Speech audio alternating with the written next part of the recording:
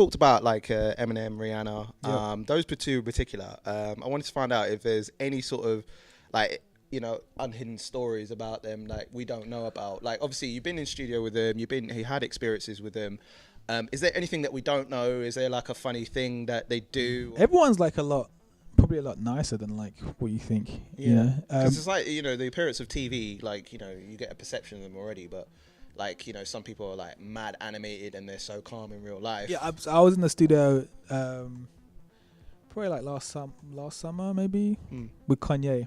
Okay. Oh, I got to know about this. And because the perception of Kanye is that he's just a mad guy. Yeah, he was like super. I met Kanye a couple of times, and I was in the studio with Rihanna, and he came and just hung out or whatever. And he was like super quiet. Like it wasn't like he was like super like softly spoken. He was completely not like how he can be perceived. So what's the whole thing about? I mean, obviously, with a lot of performances that he does. I mean, last year, I think it was last year or the year before, I went to Wireless, and the main thing that he was doing was, preaching about, the deals that he weren't getting, expressing about his creativity and stuff like that. Obviously, music was still playing, right? But like when you're in an environment that you're wanting to dance and stuff like that, like there's people pissed out of their heads, and to me personally, like the last thing I really want to hear is kind of like, I get it, because obviously like it's just venting out his frustrations of the industry. I get it, but when people are in the audience, they just want to have a good time. Right. So what do you think about having, because with Kanye, he does a lot of their speeches, like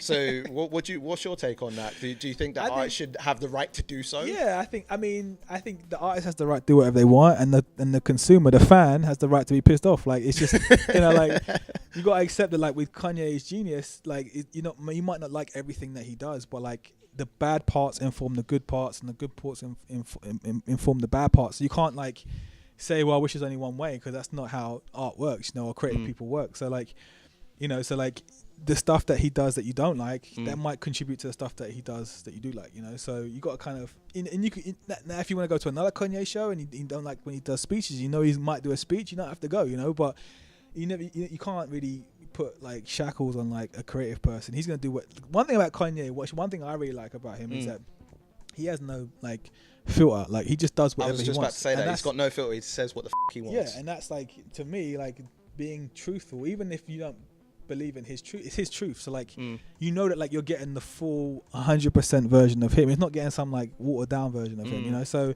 I like that in artists. In all the people I've worked with, in the studio, my job is to try and find their truth, and like kind of show that in an interesting way. Like I don't want to write songs with people that are about nonsense. I want to write about like why they hate their dad, or why they're not in love with their wife, or like real situations. So wow, okay. Yeah, so Kanye, like, he's doing that 24/7. Like he'll tell you exactly what. So he won't be like, well, I'm not going to talk about like Nike because I'm going to get in trouble. He'll tell you, he hates their guts. Like he'll no tell matter you what repercussions will come his way later on, he'll just say it as it is. He don't give a shit. Yeah, so it's good to be like that, I guess, because then like you're not being shackled, you're not being held back.